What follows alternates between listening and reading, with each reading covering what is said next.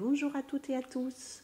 Aujourd'hui, une petite vidéo pour vous proposer de réaliser votre propre calendrier de l'Avent.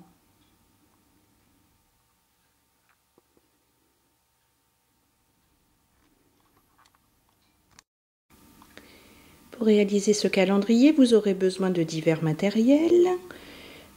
Vous aurez besoin de 6 feuilles imprimées 20 par 20.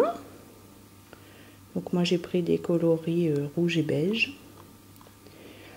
Une grande feuille de basil 30,5 par 30,5.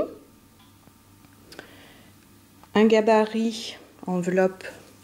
Si vous n'en avez pas, je vais vous mettre le PDF pour ce type d'enveloppe. Voilà. Une petite perforeuse d'écolier classique, un petit trou. Je vous montre. Voilà.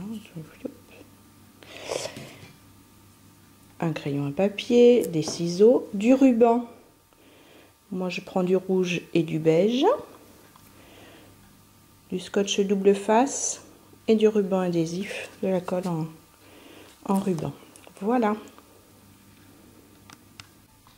À l'aide du gabarit enveloppe, vous allez tracer 4 petites enveloppes carrées au dos de chacun des 6 papiers imprimés.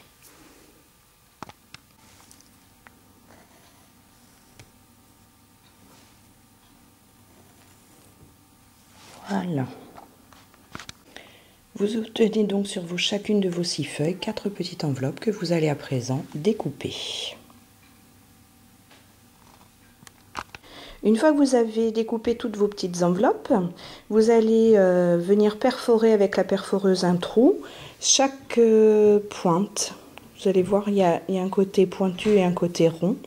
Donc on fait un petit trou de ce côté et un ici. C'est ce qui va venir nous permettre de passer le ruban pour fermer les enveloppes. Une fois tous les petits trous réalisés, il ne vous reste plus qu'à marquer les plis à l'aide soit d'un stylet de gaufrage, de la pointe d'un plioir et de la règle, d'une règle et d'un crayon. Ça va laisser des marques, mais bon, ça ne se verra pas trop. Voilà, donc vous allez venir marquer un pli ici, là, là et là, droit, afin d'obtenir, là je vous les ai marqués au crayon pour que ça se voit mieux, afin d'obtenir un carré. Ainsi, vous n'aurez plus qu'à plier pour obtenir votre petite enveloppe. Voilà, une fois replié grâce au plioir ou avec le dos d'une règle, vous obtenez une petite enveloppe carrée. Voilà, cette partie-là ne se verra pas puisque vous allez y mettre du scotch double face pour faire le calendrier. Donc, il faut rabattre d'abord les côtés sans trous, puis les deux côtés avec les trous, et puis vous allez venir glisser un morceau de ruban ici et là, que vous allez nouer pour fermer l'enveloppe. Ainsi, quand on voudra ouvrir l'enveloppe du calendrier, il n'y aura qu'à tirer sur le petit ruban et tout s'ouvrira. Voilà. Avant de fermer vos petites enveloppes avec le ruban, il faut décider de ce que vous allez mettre dedans. Donc vous pouvez y mettre des petites décos toutes faites, ou ce genre de petites choses.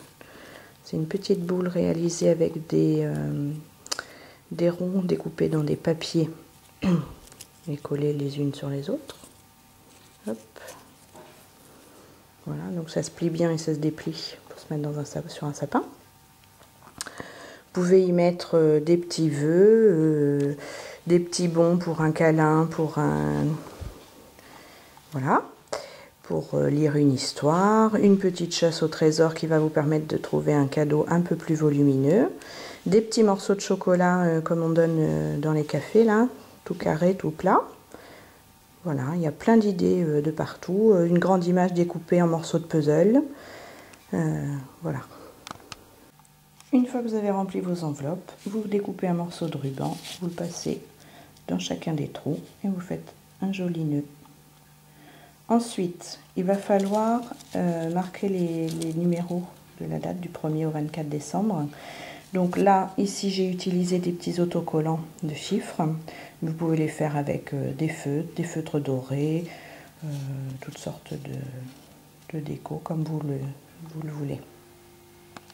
Une fois que vous avez toutes vos petites enveloppes, vous les placez de manière harmonieuse, les différents petits papiers de couleur sur votre carré de basil.